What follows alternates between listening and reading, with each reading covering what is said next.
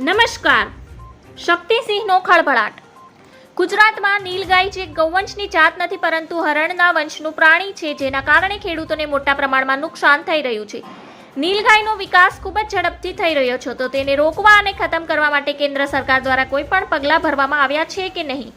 રાજ્યસભા સાંસદ અને ગુજરાત પ્રદેશ કોંગ્રેસે પ્રમુખ શક્તિસિંહ ગોહિલે આજે રાજ્યસભામાં ખેડૂતોને નીલગાયથી થઈ રહેલા નુકસાનનો મુદ્દો ઉપાડ્યો હતો.